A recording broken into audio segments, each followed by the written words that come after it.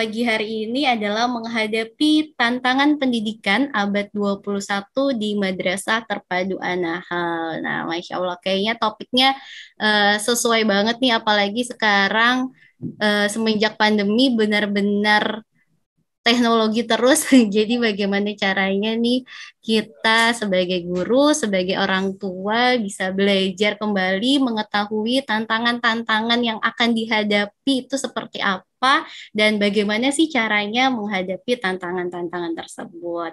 Dan insya Allah hari ini Bu Iin akan menemani kita belajar, memberikan ilmu tentang menghadapi tantangan pendidikan abad 21 di Madrasah Terpadu An-Nahl.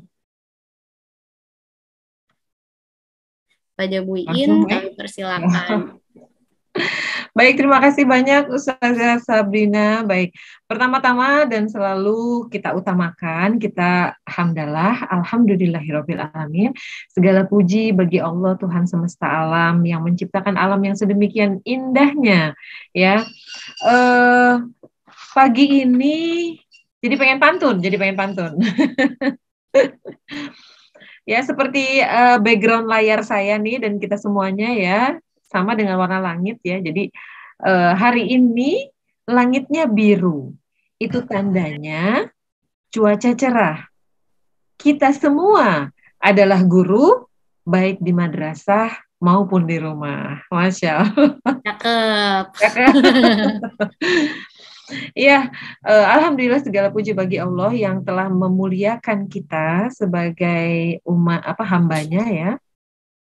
Memuliakan kita menjadi para guru baik di madrasah maupun di rumah, karena guru adalah profesi yang dahsyat luar biasa, bukan ditinjau dari rupiah yang didapatkannya ya atau materi yang dihasilkannya, tapi manfaat yang luar biasa. Kalau kata Nelson Mandela, education is the most powerful weapon in the world to change the world, ya katanya bahwa pendidikan ini adalah senjata yang paling ampuh, yang paling hebat untuk mengubah dunia. Dan senjata itu siapa yang pegang?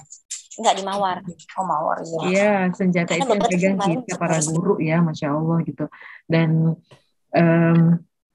mudah-mudahan kita tidak hanya mensyukurinya, tapi juga menjadikan ini amanah yang sangat besar dan akan kita pertanggungjawabkan di hadapan Allah Subhanahu Wa Taala. Kemudian yang kedua tentunya salam dan sholawat kepada guru besar kita. Ya, kita sebagai apapun teladannya pasti Rasulullah. Apalagi kita sebagai guru ya, sebagai pewarisnya, maka teladan kita adalah baginda Nabi besar Muhammad Sallallahu Alaihi Wasallam yang segala kata-kata dan perbuatannya itu selalu sejalan, yang selalu memberikan inspirasi luar biasa kepada kita gitu untuk menjadi orang yang senantiasa tawadu, untuk senantiasa belajar, untuk senantiasa percaya diri, untuk senantiasa berada di tempat-tempat yang baik, menghasilkan banyak hal yang baik gitu ya. Masya Allah, mudah-mudahan baginda Nabi dalam keselamatan dan kesejahteraan bersama dengan keluarga sahabatnya dan seluruh umatnya yang setia hingga akhir zaman. Amin. Dan semoga kita semuanya di sini keluarga besar An-Nahl adalah umatnya yang sangat setia. Juga di sini dihadiri oleh Majelis Taklim Jamiah An-Nahl, ada Fatimah Enterprise, ada Al-Khamsah Ummul Masakin, ada Aisyah Ummul Yatama, ada Khadijah Learning Center. Semuanya insya Allah kita akan bersama-sama meramaikan bursa dakwah ya di dunia pendidikan, dan insya Allah kita akan sama-sama menuju surganya Allah Subhanahu Wa Taala bersama anak-anak kita insya Allah. Dan setelah itu terima kasih kepada seluruh pendukung acara ini ya, baik itu yayasan maupun Beoma, dan saya ingin nanti Beoma menyampaikan insight-nya ya. Di sini ada Umadian sama ada Bu Dewi Rosiana ya. Saya tunggu ya untaian katanya yang begitu indah ya. Saya senang sekali berkolaborasi dengan bunda-bunda semuanya. Baik, pada kesempatan kali ini materi yang akan kita bahas adalah materi yang lagi kalau bahasa medsosnya itu lagi viral ya. Lagi in gitu ya. Tapi innya nggak pakai i lagi depannya, nanti saya jadinya ya. Masya Allah, tentang pendidikan abad 21. Saya mau share screen ya Ustazah Sabrina ya. Iya Ibu, silakan. Oke, ayah bunda semuanya yang dirahmati Allah, yang disayangi Allah, yang saya muliakan, yang saya hormati, juga saya cintai karena Allah. Masya Allah kita berkolaborasi untuk mengantarkan anak-anak kita menjadi anak-anak yang sukses dan mudah-mudahan kita bisa mensurgakan mereka ya. Amin. Eh, saya berterima kasih kepada ayah bunda yang hadir pada kesempatan kali ini karena ini menunjukkan bahwa kita semuanya concern kepada pendidikan anak. Dan semoga yang hadir pada hari ini Allah kabulkan segala doanya untuk anaknya dan Allah mudahkan dalam mengantarkan anak-anak kita menuju kesuksesannya. Amin, amin ya rabbal alamin. Baik,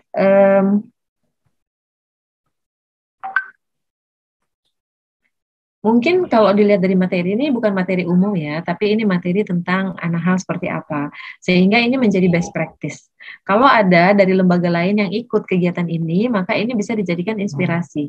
Ya, ini menjadi diseminasi kami dan bisa dipelajari, juga bisa diadopsi untuk lembaganya masing-masing. Baik. Implementasi pembelajaran abad 21 di Madrasah Terpadu An-Nahl. Ya. Saya berharap semuanya bisa interaktif nih, ya, bisa interaktif. Baik,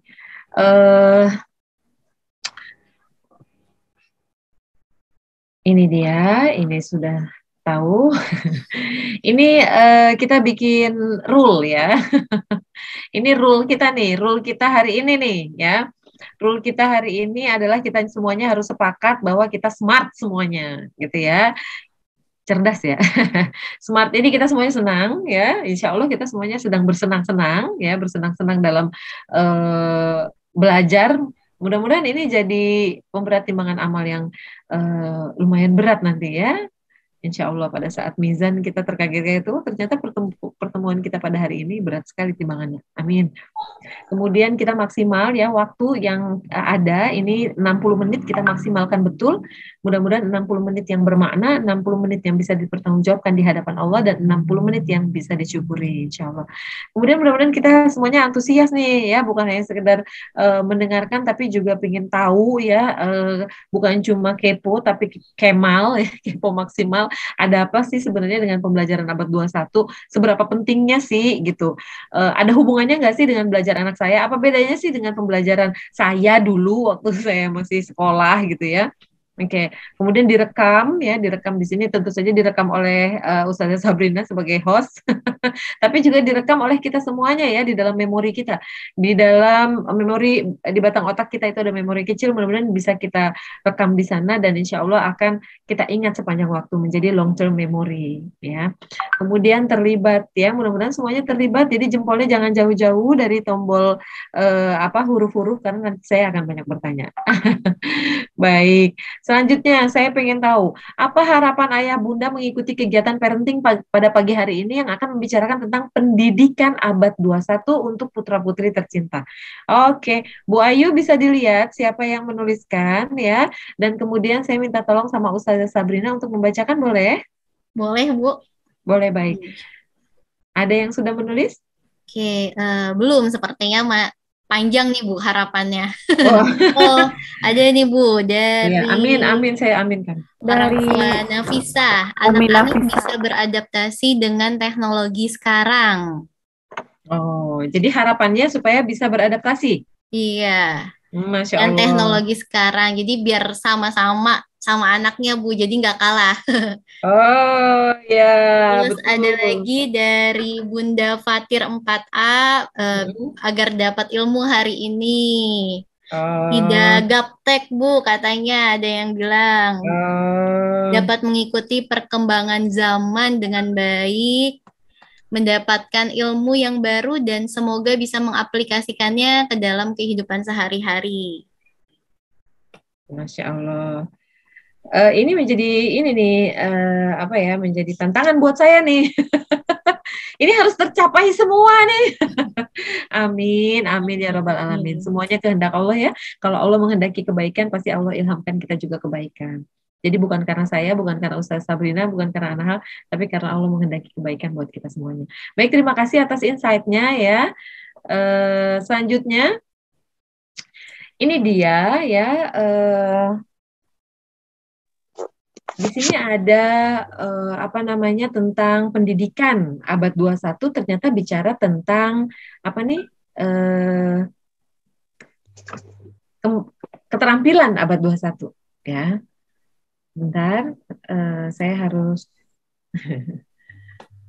tutup layar yang satunya. Saya kebetulan sedang ada dua Zoom. Bentar.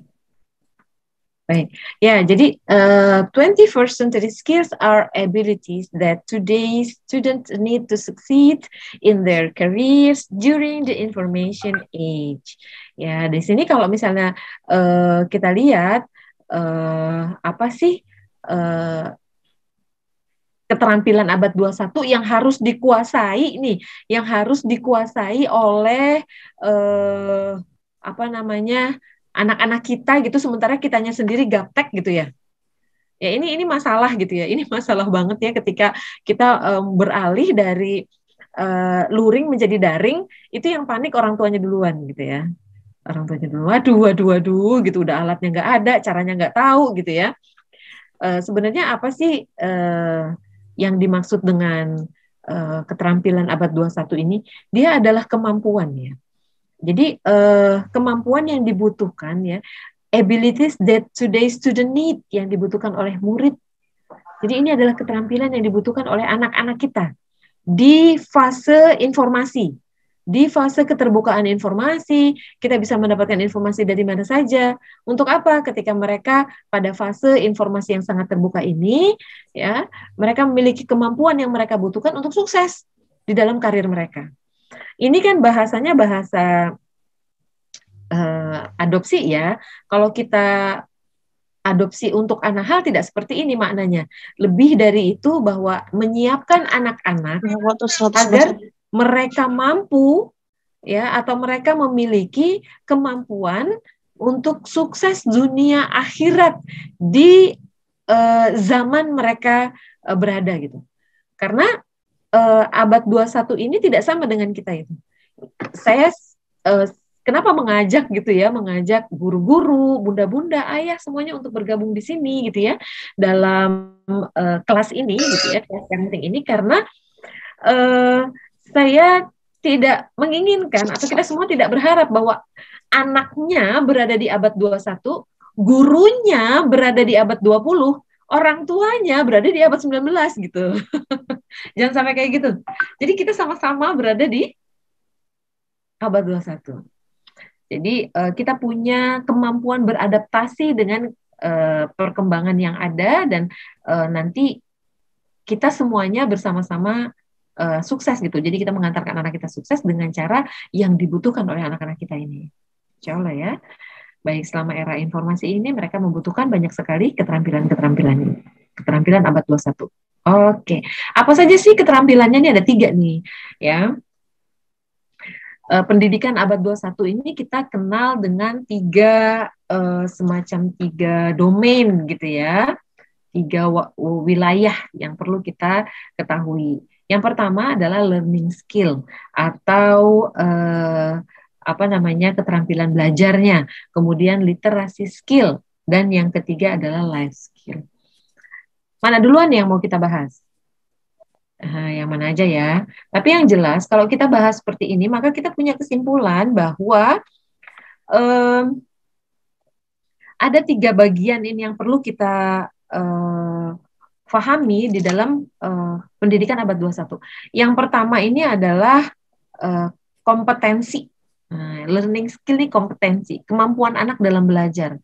Ya, keterampilan anak dalam belajar. Apa saja sih yang mereka perlu kembangkan? Kemudian kalau yang literasi ini kemampuan baca mereka. Ya, tapi bukan calistung ya, baca tulis hitung, tapi kemampuan baca. Nah, ini tidak apa ya? Kalau misalnya baca ini kan kalau kita lihat bagaimana Rasulullah SAW mendapatkan ayat yang pertama turun. Nah, surat Al-Alaq, Iqra ya. Iqra bismi rabbikal ladzi khalaq. Di sini bacalah. Jadi yang dimaksud dengan baca di sini bukan membaca rangkaian huruf menjadi kata dan rangkaian kata menjadi kalimat, tapi lebih dari itu ya, bahwa pada saat ini information era ya atau era informasi ini keterbukaan literasi. Jadi jangan sampai anak-anak ini sama seperti kita gitu, ya. Kenapa? Karena kita sebenarnya sudah punya minat baca yang sangat tinggi, tapi kita tidak punya daya baca yang tinggi. Kita bisa baca, misalnya kita lihat YouTube ya, kita lihat WA grup, apalagi kalau buka Facebook, buka Instagram, kita bisa berjam-jam. Itu artinya kita punya daya tahan membaca yang cukup tinggi, daya tahannya, ya. Oh bukan, minatnya yang tinggi ya, minatnya yang tinggi. Jadi pengennya baca lagi, terus penasaran, terus scroll, ada apa gitu. Tapi kalau ada nasihat gitu ya, yang panjangan dikit skip gitu ya. Jadi kita punya minat yang sangat tinggi dibuktikan dengan kita bisa berinstagram lama-lama, kita berfacebook lama-lama, kita baca WhatsApp lama-lama, tapi kita skip yang banyak-banyak tulisannya, apalagi buku gitu ya. Sekarang buku nggak laku, koran nggak laku, semuanya informasinya sudah dicari yang paling singkat gitu. Ya, bahkan kalau kita lihat di YouTube aja, kalau ada materi-materi yang panjang itu nggak banyak yang nonton gitu. Tapi kalau materi-materinya 5 menit, 3 menit, 2 menit itu banyak sekali penontonnya. Jadi kita minatnya banyak ya, kita minatnya besar tapi daya bacanya sangat kurang. Baik, di sini juga ada life skill. Nah, life skill ini saya memaknainya supaya lebih mudah adalah bahwa penting sekali untuk membangun karakter. Kalau kita lihat berbagai penelitian ya, baik dalam maupun luar negeri itu menyimpulkan bahwa kesuksesan seorang anak di masa yang akan datang itu ditentukan dari karakternya. Ya. Di sini ada kata life skill ya. Life skill ini adalah karakter dia secara kinerja gitu. Jadi kemampuan mereka untuk creative thinking ya juga termasuk di dalamnya, tapi sebenarnya lebih kepada kerja kerasnya, disiplinnya, tekunnya, tanggung jawabnya gitu. Nah, kemudian juga secara moral mereka akan dibentuk menjadi anak-anak yang jujur, anak yang ulet, anak yang ramah gitu ya, anak yang berani gitu. Nah, inilah 21st century learning yang kita ketahui bersama dan insya Allah akan kita bahas selanjutnya tentang implementasinya nanti di Anaham ya. Baik, ini learning skill dulu. Ini ada apa namanya? Ada 4, ada critical thinking, ada communication, ada collaboration, ada creativity. Nah, critical thinking atau berpikir kritis ini bukan hanya sekedar anak berpikir kritis terus protes terus gitu ya. Jadi udah nggak zaman lagi ketika anak bertanya, kemudian orang tua bilang diam. Kamu anak kecil, diam gitu ya.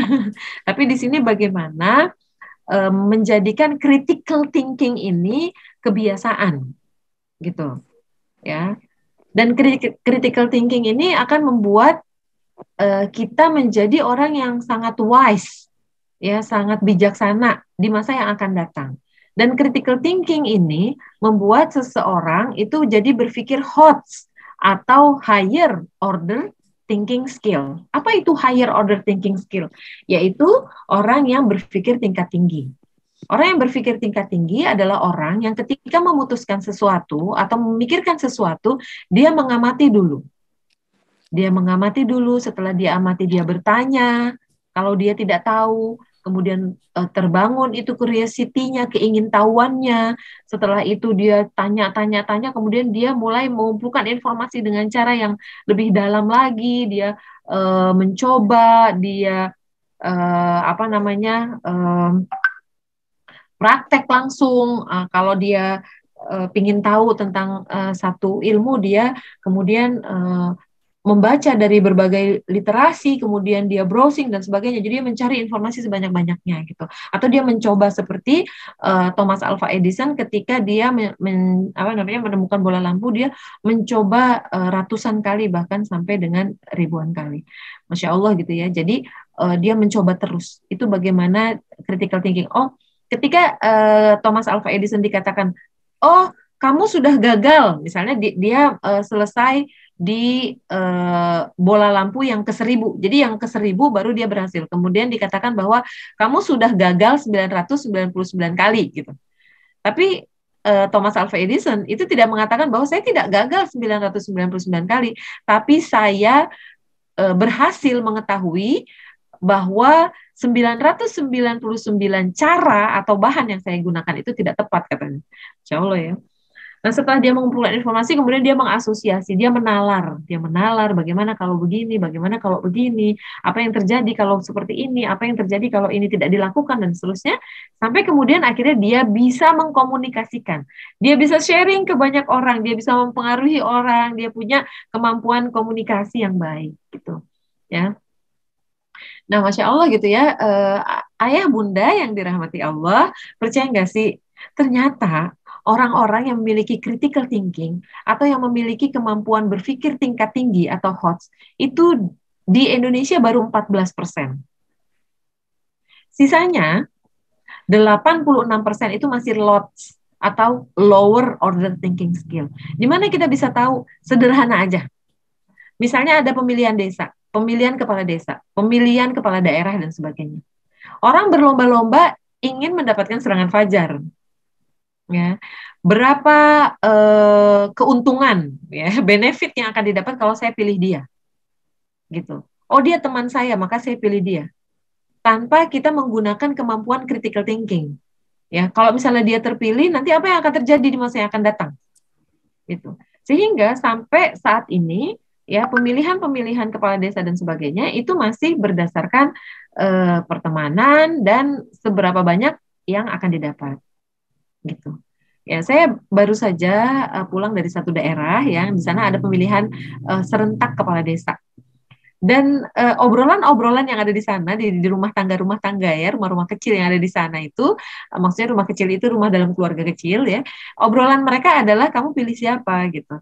Kemudian berapa yang dia kasih gitu. Dan ada yang sudah kasih misalnya 20.000 itu nggak akan dipilih. Kalau ada yang ngasih lebih besar, 200.000, oh yang ini aja. Ternyata paginya ada yang berani kasih 400 atau 500. Maka itu yang dipilih. Padahal mereka tidak berpikir bahwa masa jabatan itu 5 tahun, bahkan lebih, ada yang 7 tahun, itu akan sangat berpengaruh kepada mereka dengan nilai yang jauh lebih besar ya kerugiannya daripada apa yang mereka terima. Nah ini contoh gitu, dan ini yang kita akan hilangkan insya Allah. Di masa yang akan datang hanya akan ada pemimpin-pemimpin hebat yang dipilih berdasarkan kemampuan-kemampuan mereka di bidang-bidangnya gitu. Kemudian communication ya, kemampuan berkomunikasi, bagaimana mereka bisa berbicara dengan bahasa yang lugas, bahasa yang jelas, bahasa yang tidak menyakiti gitu ya. Masya Allah. Kemudian kolaborasi, ya, di mana keterampilan ini adalah keterampilan yang sangat penting. Kenapa? Karena dengan kolaborasi ini akhirnya mereka bisa bekerja sama. Sehingga ayah bunda nanti akan melihat bahwa kegiatan anak-anak ini ada kegiatan-kegiatan di mereka berpikir gitu ya, baik secara individu maupun secara kelompok. Kemudian mereka diberikan kesempatan berkomunikasi, kalaupun mereka nggak ketemu, mereka komunikasi dengan alat komunikasi. Kemudian mereka melakukan kegiatannya berkelompok. Mungkin ada tugas individunya ya, tapi juga pasti ada tugas kelompoknya. Dan creativity ya, bagaimana anak-anak ini memiliki kreativitas. Karena anak-anak ini sedang dibentuk untuk menjadi anak-anak yang menghasilkan karya. Gitu. Nggak ada kalau hujan. Kalau misalnya nih, ya, di masa yang akan datang, kira-kira apa yang kita inginkan dari anak? Ya, apa yang kita inginkan? Ketika mereka belajar tentang ini, critical thinking, communication, collaboration, creativity, kemudian mereka belajar life skill, kemudian mereka belajar literasi. Ketika mereka sekarang belajar ini, pertanyaan saya boleh dijawab oleh siapapun, ya. Pertanyaan saya, ketika mereka belajar ini, kemudian 10 tahun yang akan datang, atau 20 tahun yang akan datang, boleh juga 15 tahun yang akan datang, kira-kira apa yang akan mereka katakan kepada kita? Gurunya dan orang tuanya yang mengajarkan pendidikan abad 21. Critical thinking, communication, collaboration, creativity. Boleh? Siapa yang apa namanya? Ada yang jawab nih Bu di kolom chat dari Bunda Siti Rohima, katanya cerdas dunia akhirat. Oh, cerdas dunia akhirat. Baik, pertanyaan saya adalah apa yang akan mereka katakan kepada kita? Gurunya atau orang tuanya? Tadi masih dengan orang yang sama, Bu. Iya. Ibu Sitir Himah katanya, Mama, aku sudah bisa. Oh, Masya Allah, Mama, aku sudah bisa. Oke, ini 10 tahun yang akan datang atau 20 tahun yang akan datang? Mereka sudah sangat dewasa.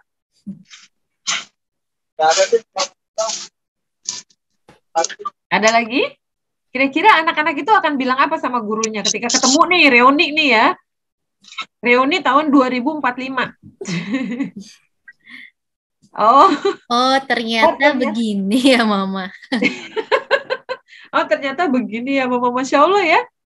Kita bisa membayangkan apa sih yang kira-kira mereka katakan. Terima kasih Ayah dan Bunda. Ih, Masya Allah, Masya Allah, Masya Allah. Ya, coba dibacakan. Oke, ada Masya Allah Bu Guru dulu ngajarin saya. Makasih ya Mas sudah ajarkan aku pada waktu itu. Alhamdulillah, terima kasih. Betul semua yang sudah dikatakan Ibu Guruku. Masya Allah, Masya Allah, Masya Allah. Terima kasih.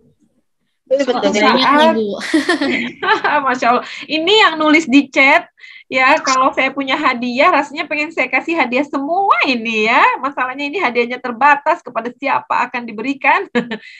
Kejadian, ajaib ya. Padahal dulu sekali saya diajarin, Masya Allah. Iya, Ayah Bunda percaya deh, ya bahwa mereka suatu saat di tahun entah tahun berapa ya. Aku kangen diajarin Ustazah. Nanti saya yang ini Bu, terharu bacanya. Masya Allah. Ayah Bunda percaya deh, insya Allah mereka akan menengok ke belakang dan mereka akan memberikan insight mereka. Persoalannya adalah apa yang akan mereka ucapkan. Mereka bersyukur atau mereka menyesal. Ya. Masya Allah, ketika mereka menengok ke belakang, mereka pasti akan bersyukur ketika mereka diajari pendidikan abad 21. Terima kasih. Ya kan, seperti yang tadi disampaikan, bersyukur, terima kasih, bersyukur sekali. Masya Allah. Allahu Akbar, Allahu Akbar. Coba bayangkan ya, saya jadi guru, saya jadi bahagia banget gitu ya. Saya jadi pengen nangis. Ketika mereka kemudian mengirimkan surat kepada kita dan mengucap apa yang mereka ucapkan, mereka adalah kesyukuran, terima kasih gitu. Telah membukakan kesempatan gitu. Dan Masya Allah gitu ya. Kalau sampai kita tidak mengajari pendidikan abad 21 ini, maka mereka akan menengok ke belakang dan mereka menyesali gitu. Kenapa dulu nggak diajarin? Kenapa dulu ngajarnya masih cara yang jadul aja? Kenapa masih kayak gitu-gitu aja? Tadi sih banyak juga yang nambahnya gitu kan. Emang sih susah ya, pasti lebih susah. Pasti lebih susah daripada itu deh, apa namanya? Yang konvensional ya Bu. Ya, yang konvensional. Maka para guru juga bersabar ya. Kalau misalnya nanti ada orang tua yang bilang, repot banget sih. Sabar ya, karena kita melakukan perubahan ini. Perubahan gitu, perubahannya insya Allah akan disyukuri. Kita udah pakai First Edu sebagai domain-domain kita dalam belajar, dan itu dahsyat sekali gitu. Ya mungkin nanti suatu saat bolehlah orang tua murid kita kasih pelatihan tentang First Edu. Ya 3 hari full. Seharinya 6 jam, nggak apa-apa. Ya tentu sekarang yang akan kita pikirkan adalah apa yang akan dikatakan oleh anak kita di masa yang akan datang ketika mereka sudah dewasa. Mudah-mudahan mereka bersyukur ya. Amin. Amin ya Rabbal Alamin. Dan yang maha dahsyat, maha segala-galanya, Allah Subhanahu wa Ta'ala sedang mengajari kita tentang peradaban baru ini gitu. Iya nggak sih? Iya Bu. Dikasih pandemi. Tiba-tiba. Ya. Mau nggak mau, senang nggak senang, terpaksa atau sukarela, kita harus berubah ya nggak sih? Iya. Dulu betul, cuma sinkronus, live, ya, Masya Allah, Afika, amin, ya, Masya Allah, ini masih berdatangan ya, di kolom chat saya bahagia sekali, Masya Allah. Baik, jadi ini fase pandemi ini ya adalah fase yang sama sekali nggak enak, darurat, membosankan untuk sebagian orang ya, terus kemudian aduh apalagi saya harus kehilangan ibu saya. Tapi sebenarnya ketika kita bayangkan bahwa ini adalah skenario dari Allah Subhanahu wa taala, Allah tahu, Allah lihat, Allah biarkan ini semuanya terjadi, berarti memang ada hikmahnya gitu. Kita dipaksa, kita dipaksa. Habis dikasih tahu pelan-pelan nggak bisa. Ya kayak orang tuh, udah ayo lompat, gak lompat-lompat, ayo lompat, kamu di sini bahaya, kamu harus lompat. Di depan itu ada taman yang indah, di depan itu ada kesuksesan, di depan itu ada sesuatu yang lebih baik, ayo lompat, gak lompat-lompat, didorong. Karena didorong kan, jadi akhirnya kita kadang-kadang gak siap ya. Masya Allah. Allahu Akbar, walillahilham. Sehingga di sini yang harus kita kolaborasikan adalah bahwa ini semua 3 hal ini tadi learning skill, literasi skill, kemudian life skill, ini bukan hanya tantangan persekolahan. Bukan tantangan persekolahan, tapi ini tantangan pendidikan. Bahwa ini tanggung jawab bersama dan yang paling bertanggung jawab di rumah. Ya, karena itu takdir Allah Subhanahu wa taala, fitrahnya adalah kembali ke rumah. Maka itu kita bersama-sama. Gitu ya. Kita bersama-sama. Allahu Akbar. Makanya sesibuk apapun, serepot apapun, kita harus meluangkan waktu untuk melihat anak-anak kita tersayang, kemudian apa yang bisa kita lakukan untuk mereka. Baik, saya lanjutkan lagi ya. Insya Allah, terima kasih nih. Ini critical thinking, communication ini mungkin akan bisa dipelajari di lain waktu. Ini literasi skill ya. Ini literasi skill nih. Ada information literasi, ada media literasi, ada teknologi literasi. Ketika kita bicara tentang pembelajaran abad 21, mau tidak mau kita akan bersentuhan dengan teknologi. Gitu. Baik hardware-nya maupun software-nya, ya nggak sih? Sekarang kalau kita pakai handphone, buat apa handphonenya? Buat apa Ustazah Sabrina? Buat bikin Google Form, buat ngabsenin anak-anak, buat Zoom juga bisa, Bu. Terus?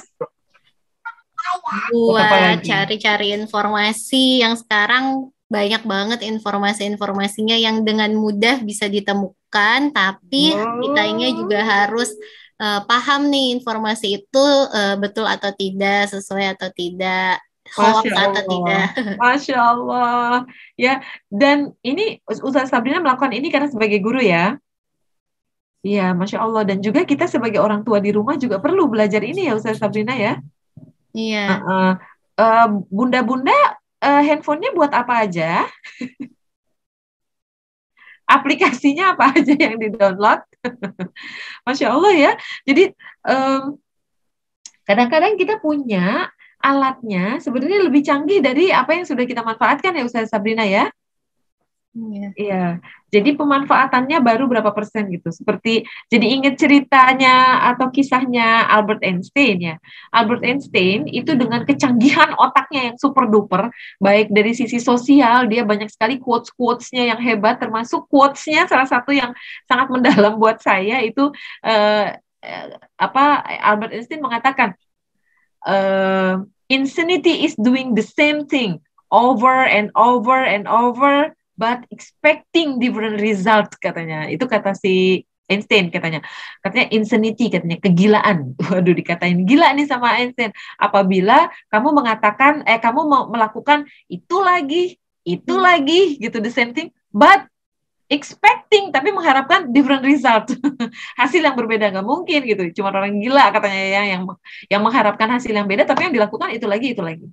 Itu artinya Einstein mengatakan bahwa yuk kita berubah, yuk kita menjadi lebih baik.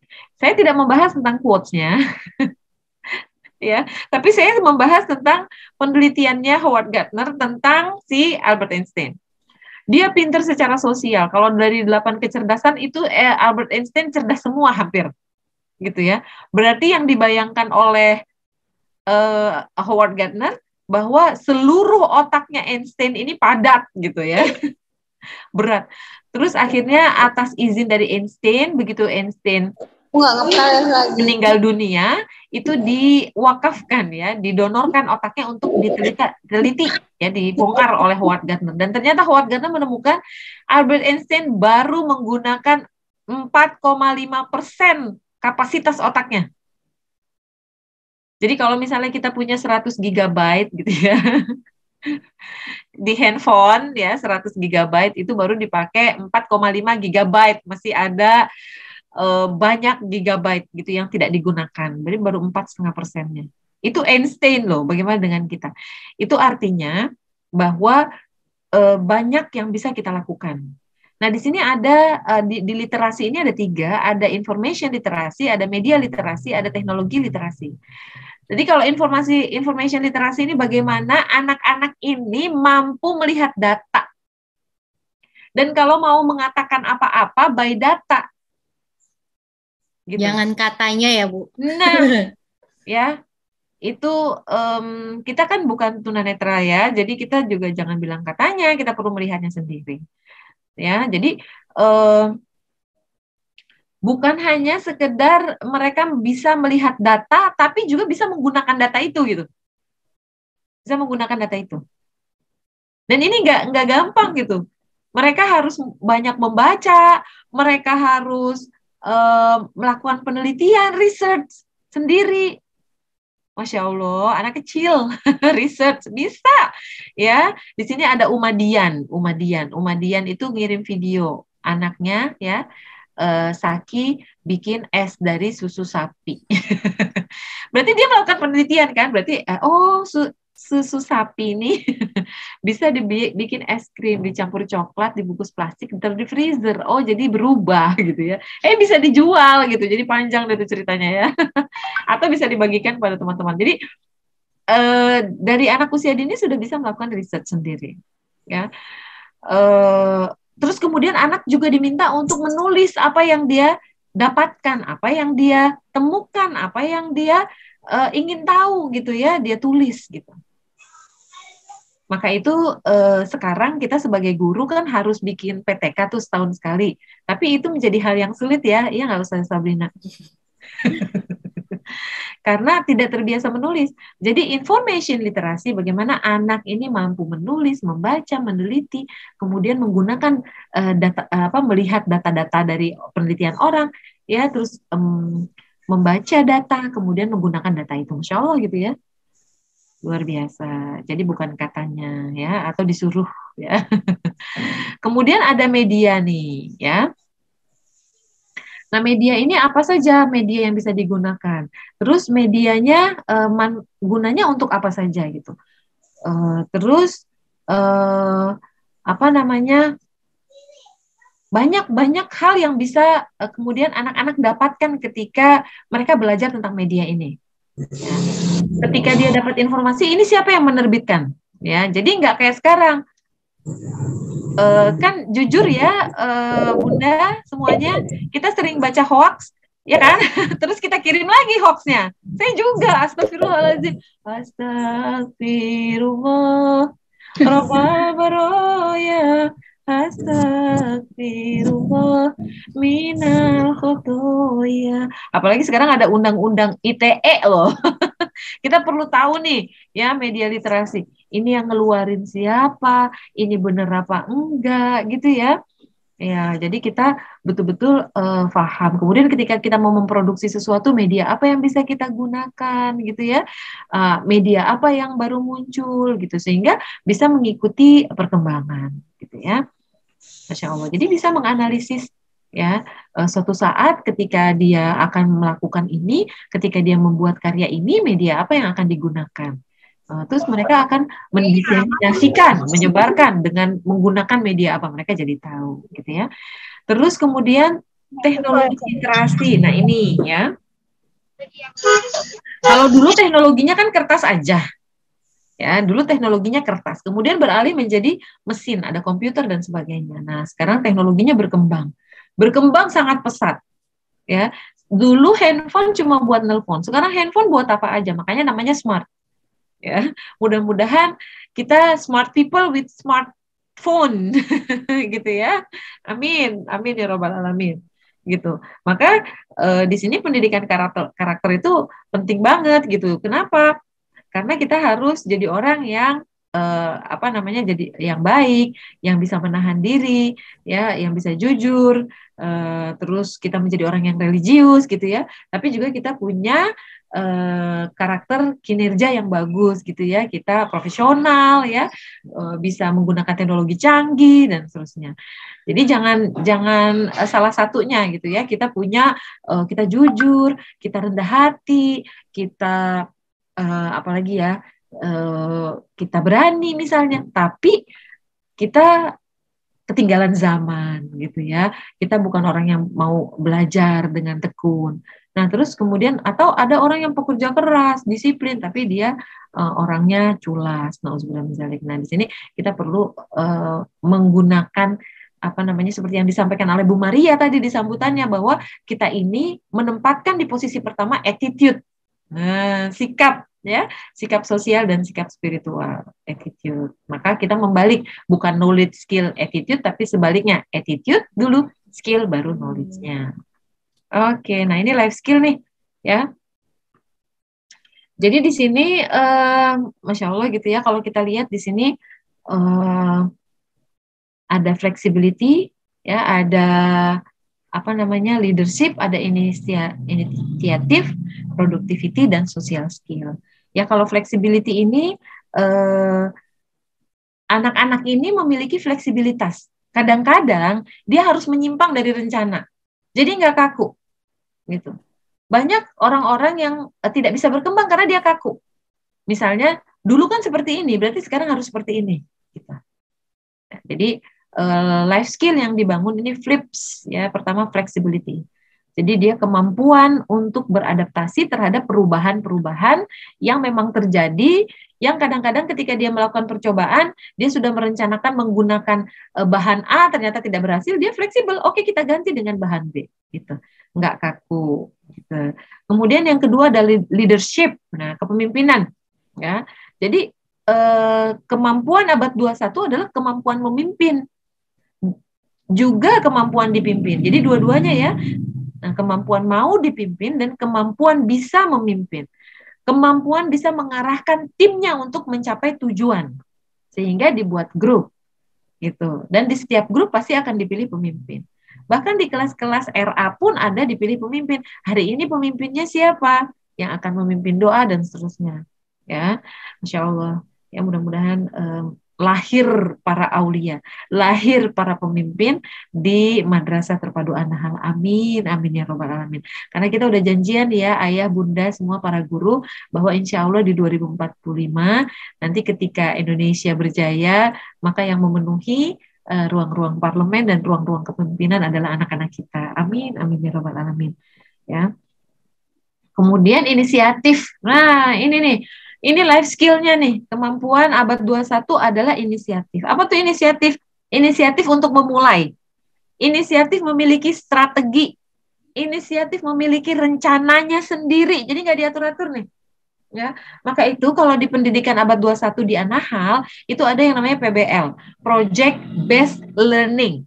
Nanti akan dijelaskan oleh Bu Maria. Apa itu project based learning? Artinya guru memberikan garis besar proyeknya, anak memilih sendiri caranya, sehingga mereka memiliki inisiatif sendiri. Untuk mencapai tujuan itu bisa lewat mana saja, bisa menggunakan cara apa saja. Nah, ketika anak memilih, itu kita trust mereka, kita mempercayai mereka. Nah, kemudian juga yang berikutnya adalah productivity. Apa ini? Ya, bagaimana anak-anak ini bisa di dalam produktivitas ini bisa mengefisienkan waktu, mengefisienkan budget, mengefisienkan tenaga, dan seterusnya. Jadi bisa mempertahankan efisiensi di saat banyak sekali gangguan untuk mencapai produk yang terbaik. Makanya anak-anak ini kita udah nggak tepat lagi ketika bertanya, anak-anak kalian mau jadi apa? Udah nggak tepat lagi, gitu. Karena kalau sekarang ada profesinya, nanti belum tentu ada profesinya. Tapi ketika mereka diajarkan untuk berinisiatif, kemudian mereka menjadi produktif, maka nanti yang kita tanya pada mereka bukan mereka nanti jadi apa, tapi apa yang akan kamu buat, karya apa yang akan kamu buat, gitu. Ya, karena yang sekarang yang apa namanya, yang hebat bahkan sampai go internasional itu adalah karya. Itu sekarang banyak apa namanya, eh, lowongan-lowongan pekerjaan yang internasional ini yang tidak berdasarkan ijazah, nggak kepake ijazahnya, tapi keterampilan gitu. Kita apply-nya pakai produk yang kita buat gitu. Oke. Kemudian social skill, apa nih keterampilan sosial? Anak mampu bertemu dengan orang lain, nggak ngumpet. Anak mampu menyampaikan apa ide dan pendapatnya. Anak mampu menawarkan produknya. Anak percaya diri untuk yakin bahwa produknya ini produk yang baik, tapi juga bisa diperbaharui atau bisa diperbaiki lagi di masa yang akan datang. Ya, anak mampu mengatakan bahwa bekerja sama dengan saya menguntungkan, gitu ya. Jadi bagaimana anak mampu menjalin relationship ya atau hubungan pertemanan atau kerjasama dengan orang lain. Makanya di sini kita dibangun kerjasama, ya. Oke, nah apa yang dilakukan di Anahal nih? Kalau yang dilakukan di Anahal tentu saja pie. Ya, enak nih pagi-pagi makan pie ya. Tinggal kita isi toppingnya apa nih? PAI di sini maksudnya adalah plan, implementation, dan evaluation. Ya, ada rencana, kemudian implementasinya dan evaluasinya. Ya, plan-nya tentu saja menyiapkan rencananya. Ada LO, time, tools, human, mental status, dan sebagainya. Kita menyiapkan semuanya. Tools-nya itu bisa modul ya dan sebagainya banyak sekali. Kemudian ini juga kita bisa lihat ya bahwa salah satu tools yang digunakan adalah teknologi sehingga kita nggak boleh gagap teknologi ya, dan di antara semua guru yang ada di Anahal yang paling gagap teknologi itu saya, ya Allah, astagfirullahaladzim, astagfirullah ya, saya masih mau belajar terus ya, amin. Nah, ini teknologi ada sinkronus, ada asinkronus, toolsnya beda-beda, ya ada hardware-nya, ada software-nya, ya di Anahal semuanya digunakan, ada modul berupa apa cetak, ya, terus ada juga yang bukan cetak seperti permainan-permainan menggunakan quizzes, word wall dan sebagainya. Nah, ini dia sinkronus ya, ada Zoom meeting, WhatsApp video call, Google Meets, ya, Lumos, Peer Deck, Google Hangout, Google Classroom, Flipgrid, ya, terus main Mister, Word Wall, Live Worksheet, Padlet. Ya mungkin ini Ayah Bunda sudah menemukannya ya di kelas-kelas Anandanya ya. Ya. Nah ini jadi Masya Allah ya perkembangan teknologi informasi ini luar biasa ya. Bagaimana kita kemudian menggunakannya secara bijaksana dan kita perlu untuk memberikan pemahaman kepada anak-anak bahwa teknologi ini adalah senjata saat ini yang perlu kita gunakan, tapi harus berhati-hati karena kalau seperti pisau kalau kita tidak hati-hati akan melukai diri kita sendiri dan melukai orang lain gitu ya. Oke, baik. Ini manfaat daripada teknologi untuk ini, seperti kembali lagi ke halaman yang tadi ya. Kemudian manfaat pembelajarannya secara daring, ini ada enhanced interaktif, ada learning flexibility, ada global audience, easy updating content. Ini manfaatnya juga ketika saat ini masih banyak daringnya ya Ayah Bunda. Oke. Nah, pembelajaran abad 21 di Anahal. Baik. Ini sudah jam segini, bagaimana? Ini yang dilakukan di Anahal, ada home visit ya, terus kemudian ada video call, ya, kemudian ada apa ini? Ada modul belajar ya, terus kemudian juga ada contoh modul belajar Al-Quran. Ini banget literasi banget ini.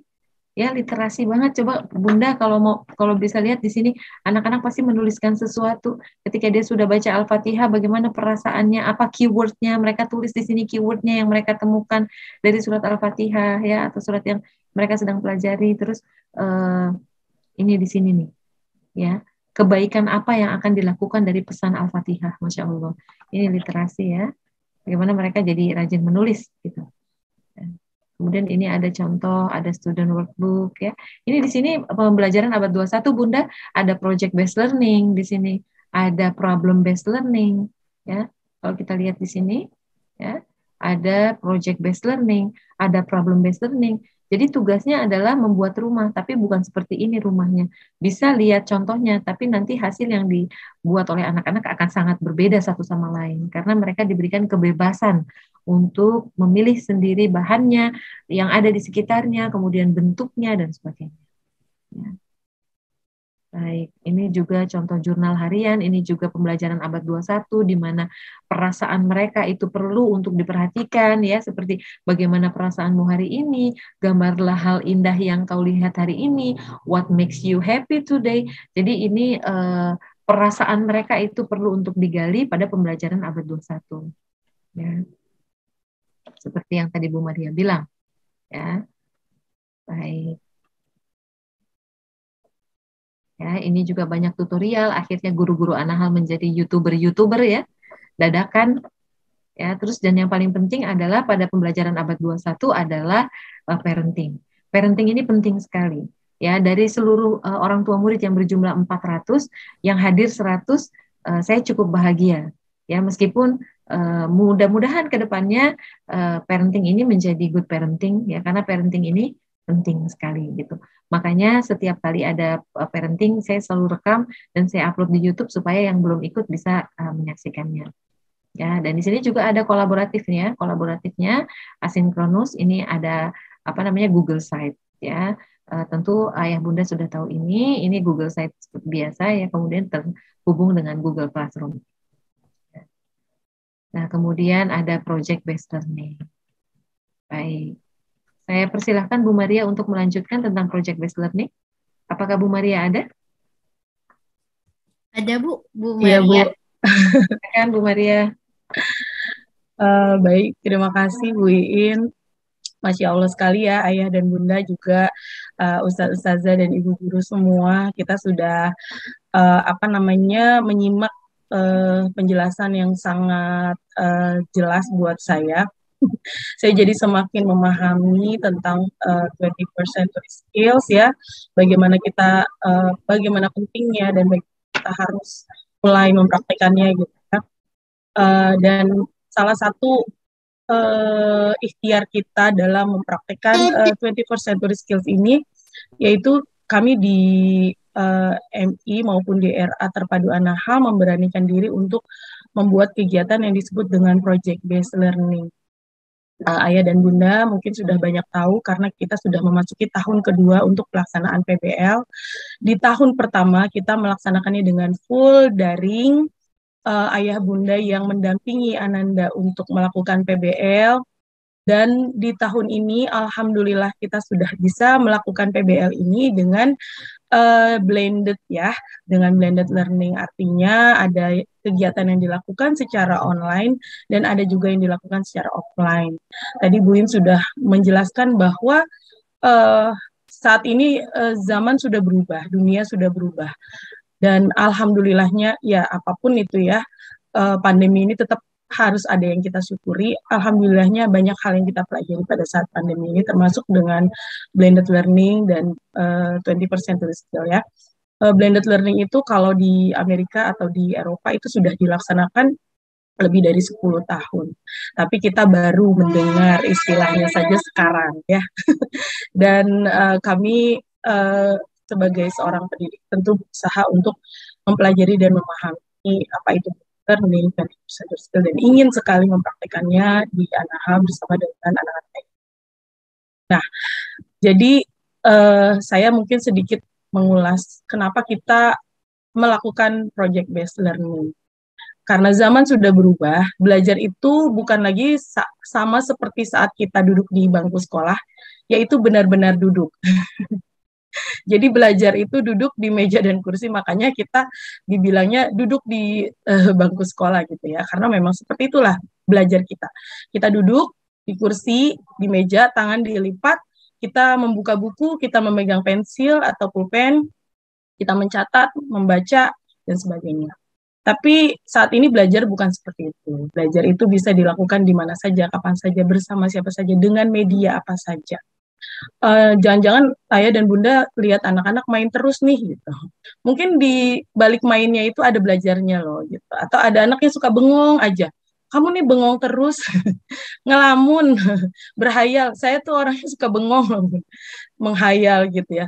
Tapi dari situ mungkin sedang berimajinasi gitu. Jadi saya kalau baca buku, baca satu paragraf ngelamunnya lama gitu ya.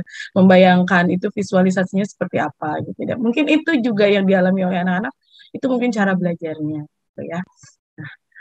Makanya kita memberanikan diri untuk kita melakukan project based learning ini karena alhamdulillahnya pula saat ini pemerintah juga sudah mendukung ya Ayah Bunda untuk bagaimana kita melakukan pembelajaran yang merdeka belajar. Merdeka belajar bukan berarti kamu terserah deh mau belajar apa aja atau nggak ada tujuannya belajar itu, caranya gimana ya, nggak juga seperti itu, tetap ada indikator atau hal-hal atau aturan atau rules dan sebagainya ya. Tapi ini adalah sebuah angin segar buat kami para pendidik dan juga lembaga pendidikan. Dengan adanya Merdeka Belajar ini kami diberikan keleluasaan untuk membuat sebuah kurikulum yang relate gitu ya dengan keadaan kondisi saat ini dan yang akan datang. Dan juga terutama untuk masalah asesmennya juga nanti akan sedikit dibahas. Mungkin bisa next Bu Im. Jadi panjang saya ngomongnya nanti kelamaan. What is project-based learning? Apa itu project-based learning? Sama dengan blended learning, project-based learning ini malah lebih awal lagi ya, sudah puluhan tahun dilaksanakan di sekolah-sekolah di Amerika maupun di Eropa.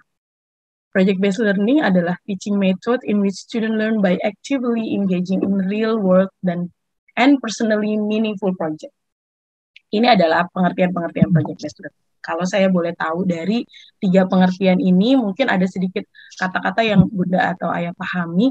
Apa persamaannya nih antara 3 definisi ini?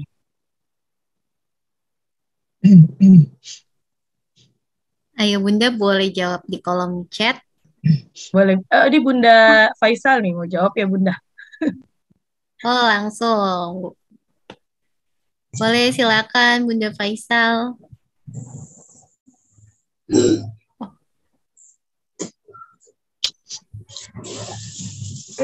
Ya, maaf Miss Maria, tadi nggak kedengaran Miss Maria.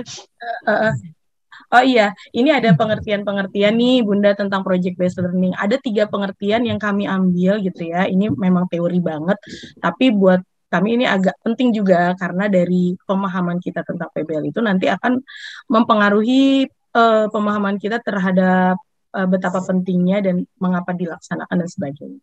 Nah, dari 3 pengertian ini, kalau di sini kan yang pertama metode mengajar ya, di mana siswa belajar dengan aktif dan engage atau kalau engage itu berpartisipasi in real world di dunia nyata atau di kehidupan yang real gitu ya, dan melakukan project yang meaningful gitu. Nah, yang ketiga juga meaningful learning, pembelajaran yang meaningful, yang bermakna dengan melakukan sebuah project untuk menjawab real life problems, jadi menjawab problem nyata gitu. Nah, kalau menurut Bunda, apa persamaan dari 3 definisi ini? Mungkin ada kata-kata yang diambil, oh sama nih di 3 ini muncul. Gitu.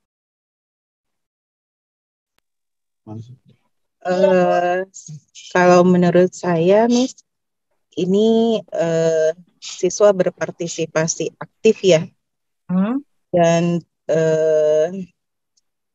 muncul seperti motivasi internal ya untuk melakukan project gitu, Miss.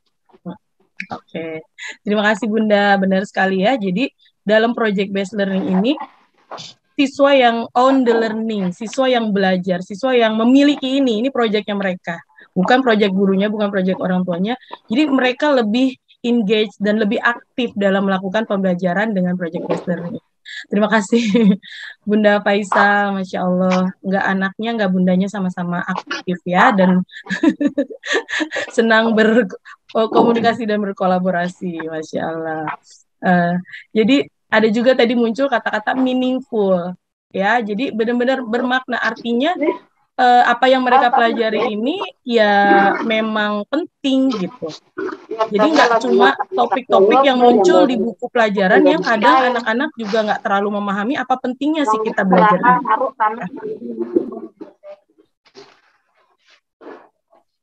Eh, maaf, Miss Maria ke mute. Oke. Oke, jadi muncul kata-kata meaningful ya tadi, bahwa pembelajaran ini benar-benar bermakna. Jadi kadang anak kalau belajar topik-topik yang muncul di buku pelajaran, belum tentu mereka paham apa sih pentingnya kita belajar topik ini, apa sih pentingnya kita belajar ini gitu ya. Tapi kalau project based learning ini, kita membuat project yang ada kaitannya dengan keadaan atau kondisi mereka sehari-hari. Dan juga di sini ada kata-kata problem solving gitu ya. Jadi mereka bisa memecahkan masalah yang memang ada masalahnya, bukan diada-adain gitu ya. Kayak kalau di buku pelajaran kan masalah yang kadang diada-adain. Soal matematika, ibu membeli 200 semangka. Ibu buat apa beli 200 semangka? Banyak banget ya. Mungkin ibunya penjual semangka. Cuman di soal matematika kita bisa mengada-ada gitu ya. Tapi kalau project based learning ini, anak-anak memecahkan masalah yang memang masalahnya itu ada. Dan mereka tahu dan mereka lihat. Mungkin next. Nah, ini bedanya project based learning dengan melakukan project. Jadi kadang-kadang ada tugas-tugas yang project, misalkan kalau pelajaran IPA, ayo kita buat eksperimen gitu ya, membuat lampu dengan apa ya, itu dengan bohlam dan sebagainya gitu ya, itu project, itu doing a project atau tugas ya. Tapi kalau project based learning bukan seperti itu, beda lagi. Misalkan kalau pelajaran seni, misalkan ayo kita buat maket, atau ayo kita pelajaran apa gitu ya, kita membuat es krim tadi anak-anak RA. Nah, kalau project based learning itu berbeda ya. Bedanya itu adalah dia biasanya untuk durasi waktunya lebih lama dan melibatkan seluruh integrasi dari beberapa mata pelajaran. Jadi tidak terbatas dari bab tertentu, unit tertentu, topik tertentu, tapi bisa melibatkan berbagai macam pelajaran, berbagai bab dibahas. Tadinya mungkin temanya apa, tapi membahas tema-tema yang lain ikut, nggak masalah. Tujuan pembelajarannya jadi banyak, yaitu memang seperti itu kalau project based learning. Dan di sini mereka learning through project. Jadi belajarnya itu berdasarkan projectnya. Jadi kita nggak belajar mata pelajaran IPA, matematika, tematik, agama, enggak. Tapi kita mengerjakan project. Dengan cara kita mengerjakan project itu kita belajar. Anak-anak belajar. Dan bagaimana anak-anak mau melakukan proyeknya mulai dari awal banget mereka memutuskan mau bikin apa, mau membuat apa, mau melakukannya bagaimana, mau dengan siapa, mau mencari di mana, itu mereka sendiri yang memilih. Student choice. Dan student mencari sendiri, mereka inquiry sendiri, mereka tadi Bu In bilang meneliti sendiri. Gitu. Terus mereka juga aktif dalam penilaiannya. Jadi bukan cuma guru yang menilai, tapi anak-anak juga bisa melatih cara mereka menilai. Kalau menurut kamu berapa nilai yang kamu berikan untuk karya kamu misalkan? Kalau menurut kamu apa kesulitannya? Kalau menurut kamu apa yang baik dari proyek kamu? Apa yang kurang dan sebagainya?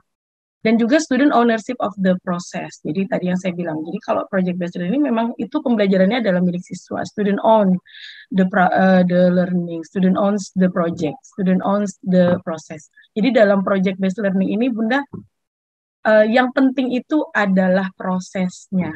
Yang dinilai itu adalah prosesnya. Jadi ayah dan Bunda tidak perlu khawatir nanti kalau ada project yang misalkan membuat healthy foods misalkan, oh nanti ternyata gagal projectnya. Itu bukan penilaiannya, bukan seperti itu. Tapi pada saat proses dari awal mereka membuat idenya, mereka berkolaborasi, mereka mencari informasi bagaimana dan sebagainya, itu yang dinilai. Jadi saya pernah ngobrol dengan salah satu orang tua murid ya, Masya Allah, beliau ini sangat aktif mendukung pembelajaran anak-anaknya di Anahal.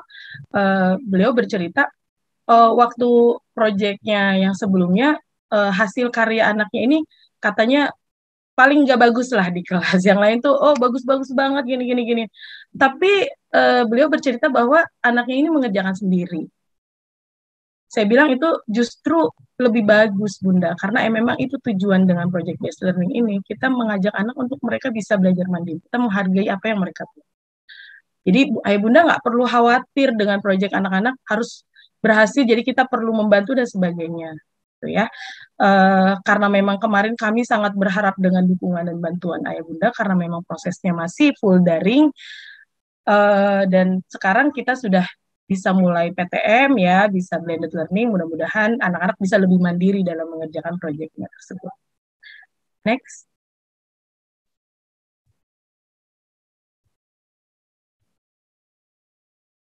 Nah, ini kenapa sih kita melakukan project based learning?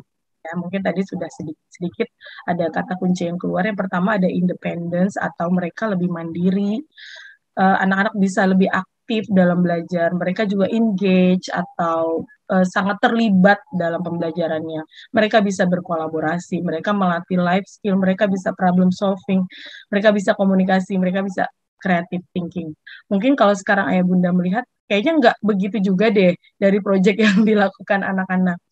Kita berproses ya Ayah dan Bunda. Kami pun guru-guru atau pendidik yang ada di Anahal ini sedang belajar bagaimana melakukan project based learning ini dengan sebaik mungkin. Mungkin kalau Ayah Bunda, oh secara teori kayaknya Anahal kayaknya menceritakannya bagus sekali gitu ya, begini gitu ya.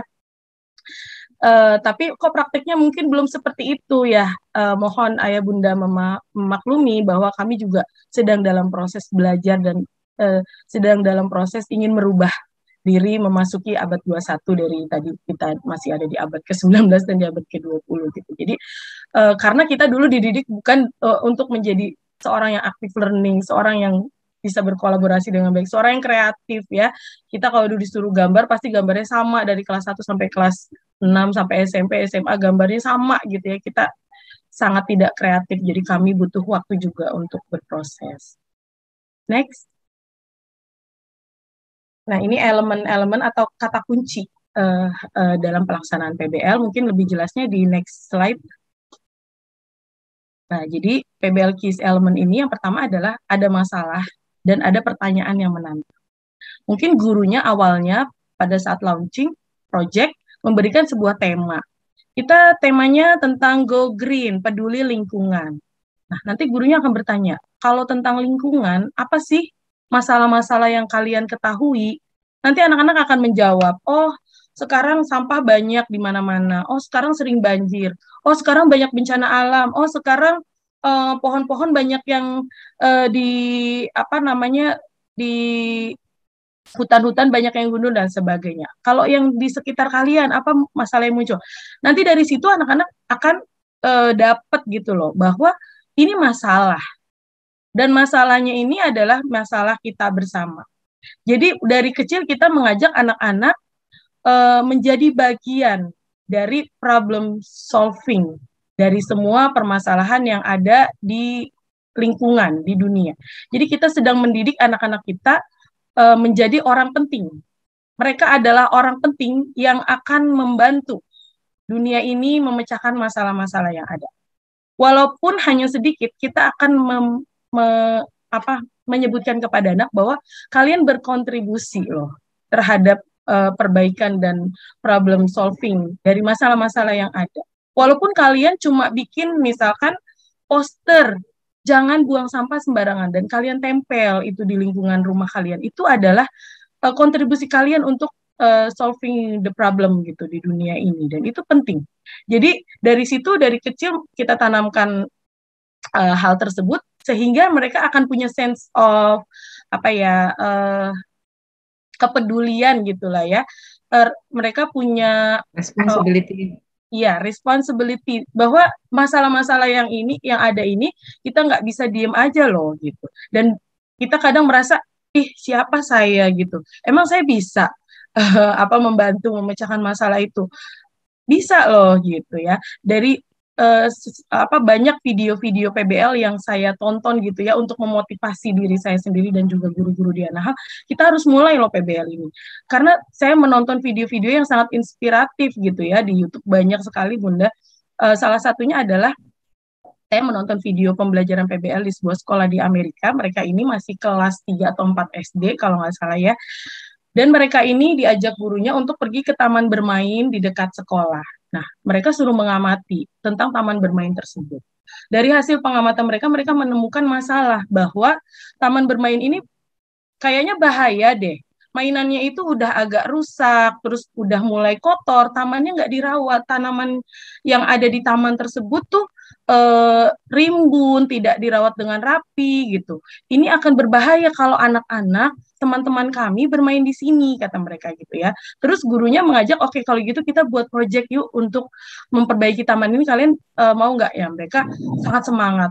Sampai endingnya itu, ayah dan bunda, mereka membuat proposal kepada pemerintah daerah untuk bagaimana caranya mereka bisa memperbaiki taman tersebut. Mereka membuat rekomendasi bagaimana taman bermain itu aman untuk tempat bermain anak-anak. Itu anak SD ya. Dan pada akhirnya gurunya membantu mengirimkan surat itu, proposal itu kepada anggota-anggota parlemen, kepada pemerintah daerah, sehingga akhirnya ada satu anggota parlemen yang menjawab surat tersebut dan beliau datang langsung ke sekolah untuk ngobrol langsung dengan anak-anak. Dan anak-anak itu dengan percaya diri menyampaikan gitu, ini kita punya masalah gitu, masalahnya bikin ini berbahaya loh, ini mereka menyampaikan saran-sarannya dan anggota parlemen itu mendengarkan dan bilang bahwa ini akan menjadi pertimbangan dia gitu untuk memperbaiki kondisi yang ada. Masya Allah ya. Nah, jadi ya mungkin saat ini proyek-proyek yang kita lakukan di Anahal masih proyek-proyek yang kecil gitu ya, tapi kita harus meyakinkan anak-anak loh bahwa proyek-proyek yang mereka lakukan itu penting.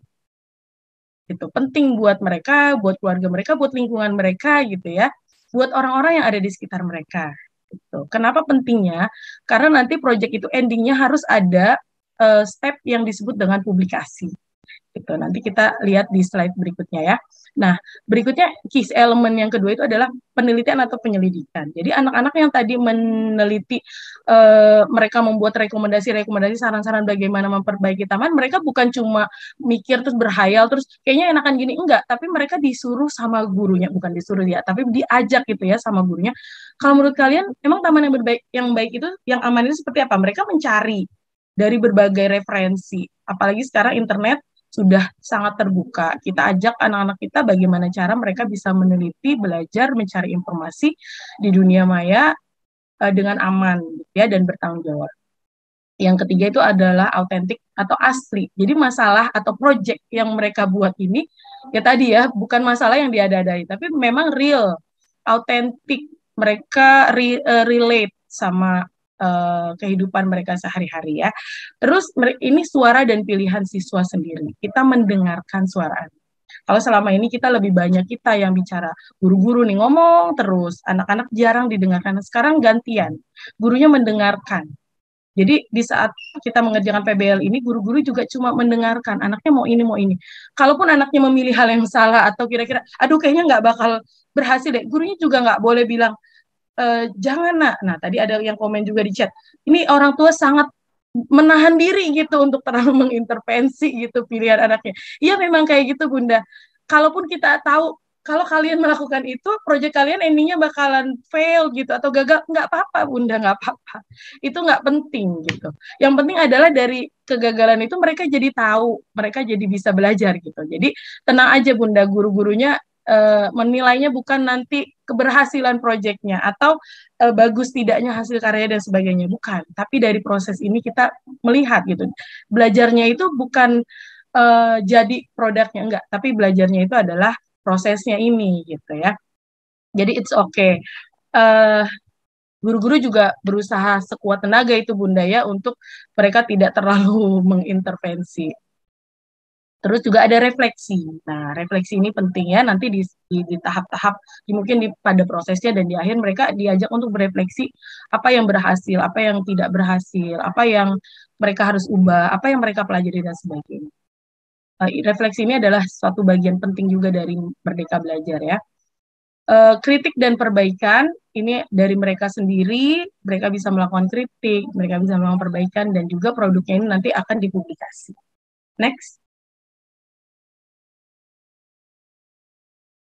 Nah, asesmennya nih ya, penilaiannya ya Bunda ya.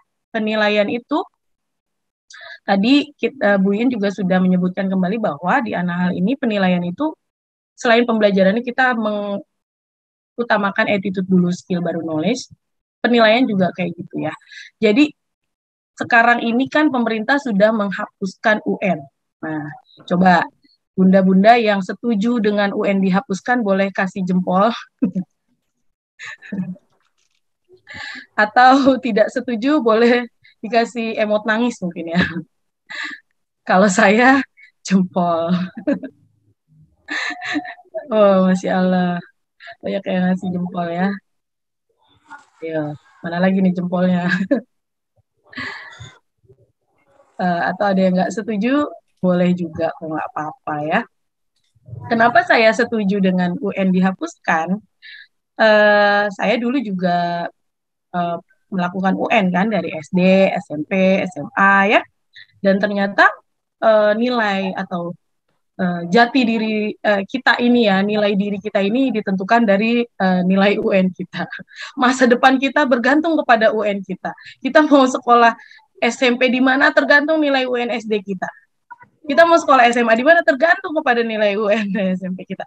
Dan seterusnya, kita kuliah di mana tergantung kepada nilai UN kita dan seterusnya gitu. Padahal UN itu yang dinilai apa sih Bun? Hanya satu aspek, yaitu knowledge. Dan belum tentu UN itu benar-benar menggambarkan keseluruhan potensi atau jati diri seseorang, gitu ya. Sekarang tergantung usia, iya Bun. Tergantung usia. Kenapa? Karena usia itu bisa menggambarkan kematangan seseorang dalam belajar ya. Nah, tapi kalau UN itu misalkan ada anak yang pinter banget, tapi pada saat UN dia sangat tertekan, dia sangat nervous, dia sangat gugup, ternyata hasil UN-nya jelek. Akhirnya dia menjadi stres karena orang tuanya jadi kok bisa nilainya jelek, guru-gurunya kok kamu bisa nilainya jelek gitu ya. Tapi tidak memahami kondisi emosi anak. Ada anak yang biasa-biasa aja, sekolah juga santai-santai aja gitu. Kayak saya dulu sekolah tuh santai banget ya, SKS lah segala macam. Nilai UN-nya bagus Bun. Kenapa ya? Faktor keberuntungan atau doa orang tua. Jadi saya alhamdulillah bisa sekolah di sekolah yang bagus gitu ya. Padahal sekolah nyantai banget, nggak pernah belajar gitu ya, SKS gitu. Jadi ya itu karena dinilai dari knowledge aja gitu. Karena besok mau ulangan ya hari ini belajar. Kalau besok nggak ulangan nggak usah belajar. Jadi belajar itu kalau ada ulangan dan kalau ada PR. Tapi kalau kita menilai dari semua sisi, dari attitude-nya, dari skills-nya, dari knowledge-nya, insya Allah semua dikembangkan gitu dari sisi anak. Dari attitude-nya seperti apa? Guru-guru melakukan assessment berdasarkan observasi dan juga survei, menggunakan format observasi, format survei, daftar checklist, dan sebagainya ya. Dilakukan oleh guru, diri sendiri, dan teman. Nah, kalau skills-nya, keterampilannya dilakukan melalui praktek, membuat produk, percobaan, presentasi gitu ya. Dilihatnya dari hasil produknya, dari videonya, gambar, portofolio, dan sebagainya. Dilakukan oleh guru saat proses melakukan proyek dan setelah proyek selesai. Kalau knowledge-nya, ya tadi kita bisa kasih ulangan, bisa kasih kuis, tanya jawab, bisa latihan, bisa presentasinya juga. Dan kita lihat dari presentasi yang mereka buat, kontennya atau isi dari presentasinya udah benar atau belum, udah sesuai atau belum ya. Jadi makanya di Anahal kita sejalan dengan kebijakan pemerintah. Karena sudah tidak ada UN, maka di Anahal juga tidak ada PTS dan PAS. Karena PTS dan PAS itu hanya menilai dari sisi knowledge-nya. Dan dari sisi knowledge itu kita tetap menilai dengan cara mereka ada ulangan harian, ada tugas harian, tanya jawab sehari-hari, kuis, dan sebagainya. Ya, begitu ya Bunda ya. Nah, dari asesmen ini ada dua hal yang perlu diperhatikan.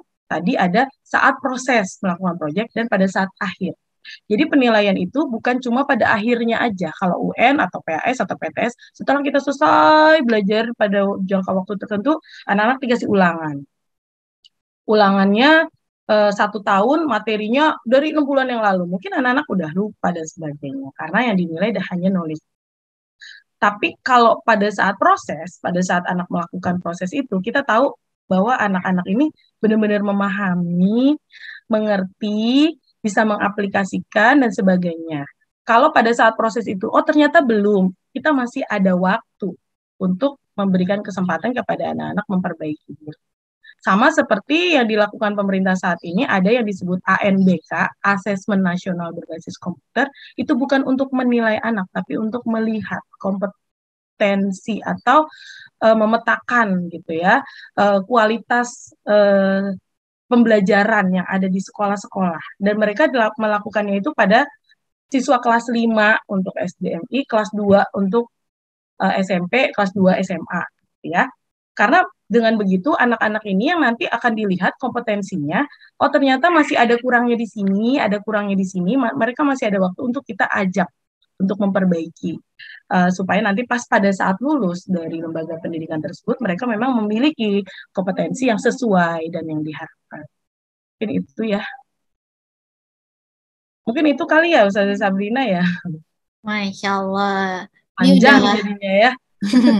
Panjang. Kalau kata sekarang tuh daging semua, Miss. Waduh. Jadi isinya bermutu. Ya, mudahan bermanfaat ya Bunda. Nanti bisa diskusi sama-sama. Terima kasih. Insya Allah. Baik, ini ya lanjutannya tentang evaluasinya. Mungkin untuk yang untuk guru-guru ya bisa menafsirkan, bisa menilai dan mengumpulkan informasi dan kemudian mengintegrasikannya. Jadi bukan hanya sekedar dari nilai ulangan ya. Ini RA nih ya. Kemudian evaluasi programnya, kita juga melakukan evaluasi program untuk PBL-nya dengan ABC nih, apresiasi, memberikan apresiasi, benahi dan membuat yang baru. Oke, technology is just a tool in terms of getting the kids working together and motivating them. The teacher is the most important. Oke.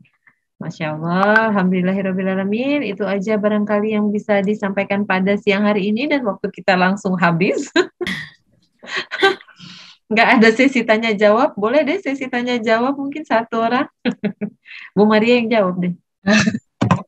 Oke, Masya Allah. Terima kasih Bu In dan Miss Maria. Kalau ada satu penanya, saya ambil yang paling atas, yaitu bagaimana penilaian dilakukan terhadap pendidikan di abad 21 ini? Pertanyaan dari mamahnya Nafisa. Tadi udah dijelasin tuh ya, mungkin itu pertanyaannya sebelum dijelasin tentang penilaian. Iya. Ya tadi udah dijelasin ya penilaiannya, intinya otentik. Penilaian otentik. Apa sih penilaian otentik? Penilaian otentik adalah penilaian berdasarkan proses yang dilakukan selama pembelajaran. Ya, jadi assessment for learning.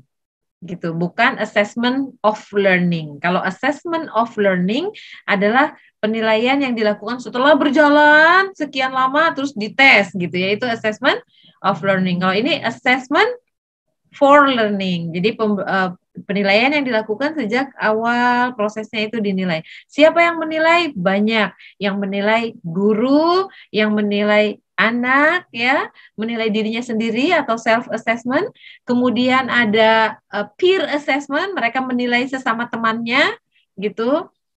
Dan kemudian juga orang tua yang memberikan laporan-laporan gitu penilaiannya. Barangkali gitu biar gampang ya jelasinnya. Lebih mudah dipahami. Okay. Terima kasih banyak Bu In. Oh ya, ini mau sekalian nge-share link absensi untuk para ayah dan bunda yang hadir pada Zoom hari ini. Silakan mengisi link absensinya yang ada di kolom chat. Dan nanti akan ada sertifikatnya yang insya Allah akan diberikan mungkin pas momen semester ini bagi rapot, ambil rapot. Jadi nanti ayah dan bunda bisa mengambil sertifikatnya di kelasnya masing-masing. Ustazah Sabrina? Iya, Bu. Saya pengen ayah bunda menuliskan di kolom chat bagaimana perasaannya sekarang. Tadi harapannya, sekarang perasaannya ya Bu setelah. Ya, perasaannya setelah selesai. Oke, silakan ayah dan bunda boleh tulis perasaannya setelah mengikuti hari ini. Zoom parenting. Oh, dari Atala, tercerahkan, Bu. Masya Allah. Terima kasih Bunda. Oke. Oke, kita tunggu nih perasaannya nih. Mungkin lagi Bagaimana sambil perasaan? ngisi link absensi, Bu. Deg-degan, happy. Berbunga-bunga jadi melek. Masya Allah, saya jadi belajar untuk diri sendiri.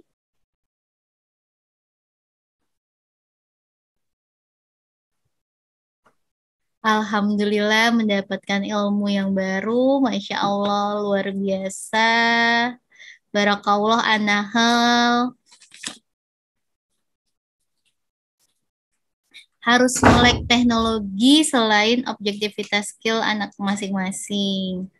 Alhamdulillah dari Bunda Adestia nih ada saya selalu senang mengikuti Zoom Parenting karena jadi tambah ilmu dan bisa terus memperbaiki diri menjadi orang tua yang baik dalam mendidik anak-anak saya. Masya Allah. Alhamdulillah senang dan paham akan PBL dan yang terpenting mengerti akan pembelajaran abad 21 dan belajar terus agar tidak gaptek. I love you MI Anahel.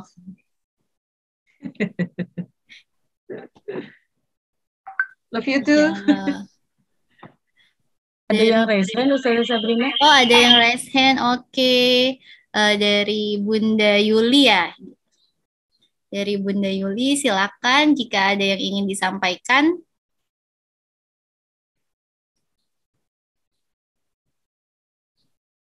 Masya Allah. Alhamdulillahirrahmanirrahim. Alhamdulillah. Alhamdulillahirrahmanirrahim. Baik, mungkin ada yang mau diumumkan? Oke. Tadi untuk yang belum mengisi link absensi, untuk Ayah dan Bunda bisa mengisi link absensinya di kolom chat. Dan nanti akan ada door prize dari yang bisa menjawab pertanyaan dan yang penanya ya. Nanti akan ada door prize-nya. Wow, masih banyak nih Bu. Dari kolom chatnya yang memberikan perasaannya, menuliskan perasaannya. Alhamdulillah selalu menunggu mini parenting selanjutnya karena menyenangkan dan menambah wawasan. Terima kasih Bu Iin, Ustadz, Ustazah semuanya. Masya Allah, Masya Allah. Alhamdulillah ya Rabbil Alamin. Terima kasih banyak Bu Iin dan Miss Maria atas pemaparan materinya pada hari ini yang buat kami semuanya juga belajar lagi bagaimana kita harus bisa beradaptasi dengan perubahan-perubahan yang ada, perubahan-perubahan yang terjadi. Insya Allah terima kasih banyak. Saya kembalikan lagi ke MC pada hari ini kepada Bu Ayu. Ustazah Sabrina, Masya Allah. Materi yang sangat luar biasa ya. Semoga kita semua bisa mempraktekkan apa yang dipelajari hari ini. Dan Alhamdulillah orang tua jadi lebih paham ya tentang project based learning di Anahal. Oke. Sebelum kami akhiri, kami mengingatkan kembali kepada Ayah Bunda untuk mengisi link absensi. Dan kami akan mengumumkan yang mendapatkan door prize hari ini adalah Umi Nafisa, Bunda Wiana Trisiani, Mama Nafisa, dan Bunda Faisal dan Umi Sakib. Ya, nanti kami akan hubungi selamat kepada bunda-bunda yang mendapatkan door prize hari ini. Nanti kami akan hubungi via Japri ya, Ustazah Sabrina. Iya, Allah akan mendapatkan